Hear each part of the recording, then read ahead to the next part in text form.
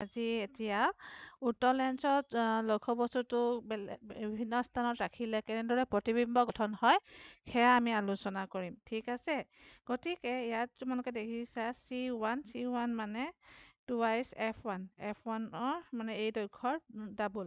তেনেদৰে C2 বা কি হ'ব 2F2। এতিয়া এইটো লক্ষ্যবস্তুটো যদি অসীমত থাকে তেন্তে কি হ'ব, উত্তৰ লেন্সখনৰ ফ'কাছত গঠন হয় অতিশয় সংকুচিত, যিটো আমি ফ'কাছৰ ক্ষেত্ৰত দেখা অলৰেডি পাইছোঁৱেই। গতিকে মই C1ৰ আঁতৰত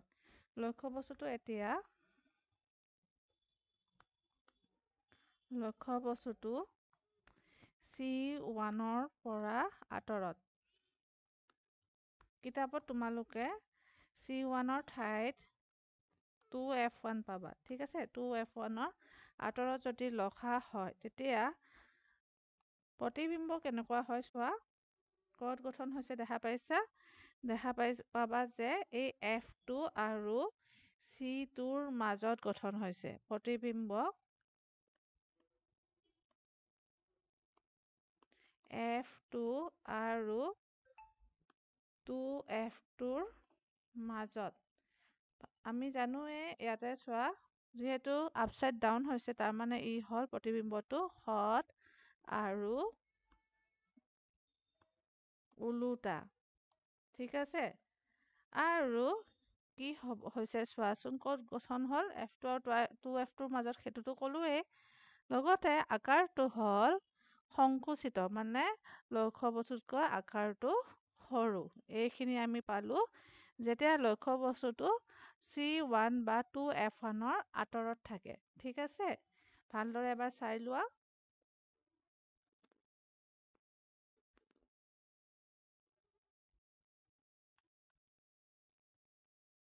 C1ত ৰাখিম, ঠিক আছে, বা টুৱাইচ F1ত ৰাখিম। টুৱাইচ F1ত লক্ষ্যবস্তুটো ৰাখিলে আমি দেখা পাম এনেধৰণৰ, চোৱা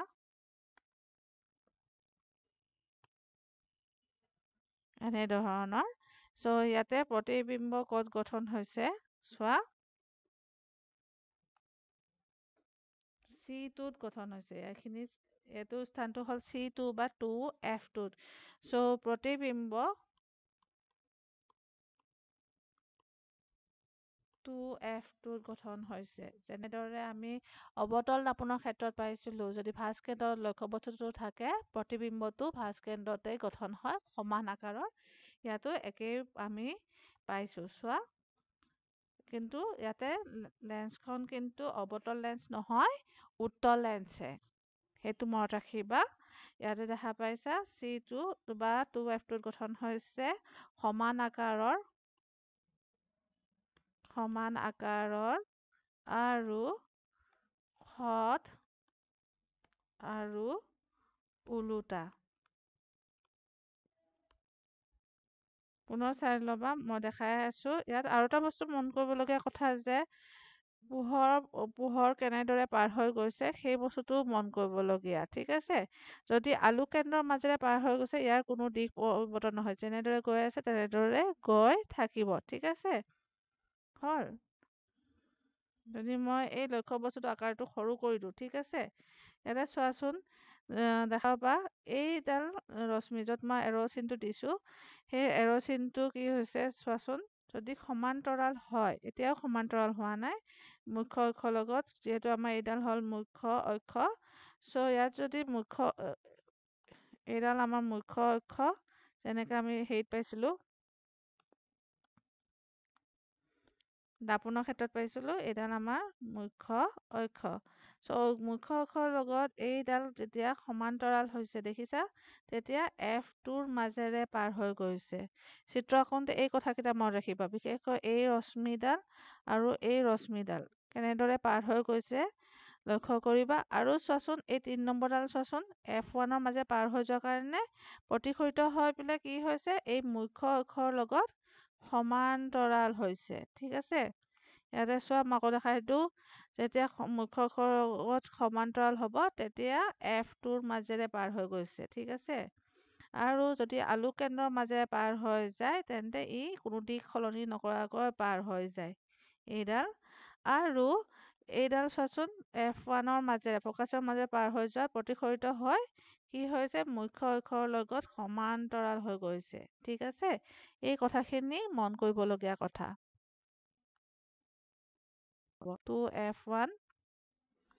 2F1 আৰু F1ৰ মাজত। ঠিক আছে, তেতিয়া আমি কেনেধৰণৰ দেখা পাওঁ আমি চাম। প্ৰতিবিম্বটো ইয়াতে মাজতে ৰখা হৈছে, দেখা পাইছা। এতিয়া পোহৰ ৰশ্মিসমূহ চাবা। চোৱা, মই যিটো কৈছিলোঁ আলু কেন্দ্ৰৰ মাজেৰে পাৰ হৈ গৈছে আৰু ইয়াতে কি হৈছে মুখ্য অক্ষৰ সমান্তৰালকৈ যোৱাৰ কাৰণে F2ৰ মাজেৰে গৈছে। ঠিক আছে, এতিয়া প্ৰতিবিম্বটো গঠন হৈছে ইয়াতে 2F2। মই ইয়াতে তোমাৰ 2F1 লিখি থৈছোঁ, এইটো হ'ব 2F2। 2F2ৰ পৰা আঁতৰত গঠন হৈছে প্ৰতিবিম্ব 2F2ৰ পৰা আঁতৰত। আকাৰটো কি হৈছে বিবৰ্ধিত, যিমানে লেন্সখনৰ ওচৰলৈ আহিছে সিমানে আকাৰটো ডাঙৰ হৈ গৈ আছে, সৎ আৰু ওলোটা। ঠিক আছে, এইটো আমি পালোঁ।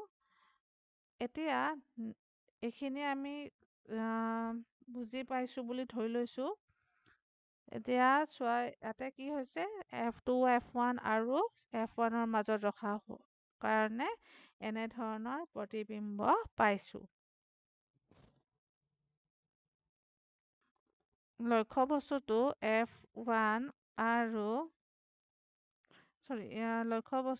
F1ত যদি ৰখা হয়, ঠিক আছে, তেতিয়া আমি কি দেখা পাওঁ চাই লওঁ আহা।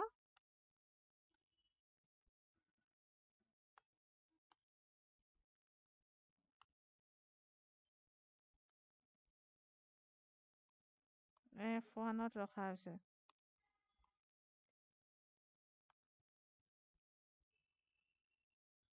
এনেদৰে ৰখা হৈছে। এতিয়া চোৱা পোহৰৰ ৰশ্মি এনেদৰে পাৰ হৈ লক্ষ্য বস্তুটো F1ত থাকিলে ইয়াত চোৱা এইখিনি অংশত মন কৰিবা এইপিনে প্ৰতিবিম্বটো গঠন হ'ব অসীম দূৰত্বত। ঠিক আছে, কথা অৱতল দাপতত পাইছিলোঁ যে যদি লক্ষ্য বস্তুটো ফ'কাছত থাকে তেন্তে প্ৰতিবিম্বটো অসীমত গঠন হয়। একেদৰে উত্তল লেন্সৰ ক্ষেত্ৰত আমি কি দেখা পাইছোঁ, লক্ষ্য বস্তুটো যদি ফ'কাছত থাকে প্ৰতিবিম্বটো অসীমত গঠন হয়। ঠিক আছে, ইয়াতে প্ৰতিবিম্ব অসীমত গঠন হৈছে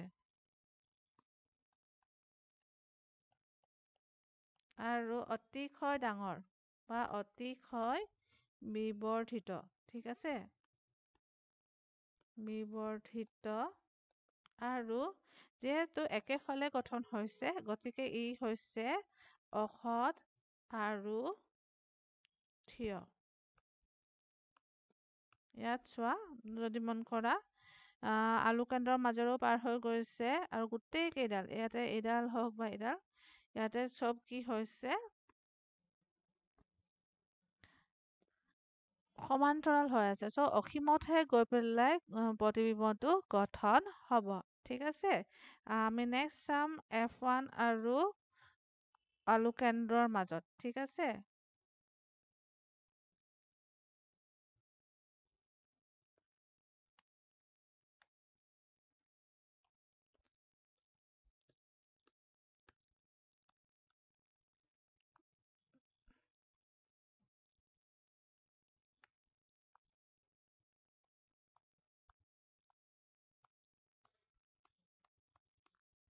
F1 আৰু আলু কেন্দ্ৰৰ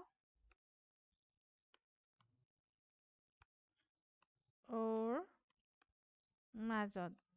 এতিয়া তোমালোকক মই আলু কেন্দ্ৰটো দেখাই দিওঁ। এইটো হ'ল আলু কেন্দ্ৰ।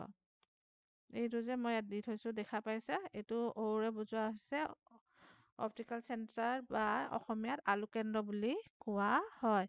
এতিয়া লক্ষ্য বস্তুটো মই শ্বিফ্ট কৰিছোঁ F1 আৰু Oৰ মাজত। এতিয়া চোৱাচোন কি হ'ব। দেখা পাইছানে? প্ৰতিবিম্বটো একেফালে গঠন হৈছে। পুনৰ একেফালে গঠন হৈছে। লক্ষ্য বস্তুৰ সৈতে একেফালে গঠন হৈছে। প্ৰতিবিম্বটো লক্ষ্য বস্তু একেফালে গঠন হৈছে। আৰু এই ক্ষেত্ৰত এনেধৰণে গঠন হ'লে প্ৰতিবিম্বটো হৈ পৰে অসৎ প্ৰতিবিম্ব। আৰু লগতে কি হ'ব? থিয়। অসৎ আৰু থিয়। দেখিছা? অসৎ আৰু থিয় এনেধৰণৰ হৈছে। এইটো দেখা পাইছা? থিয় হৈছে।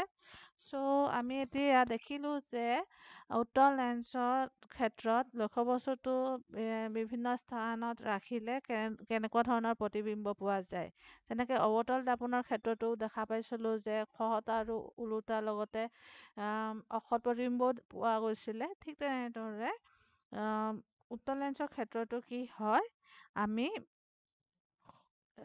স্থান অনুসৰি লক্ষ্য বস্তুৰ স্থান অনুসৰি প্ৰতিবিম্বটো সৎ আৰু ওলোটা হ'ব পাৰে বা অসৎ থিয় হ'ব পাৰে।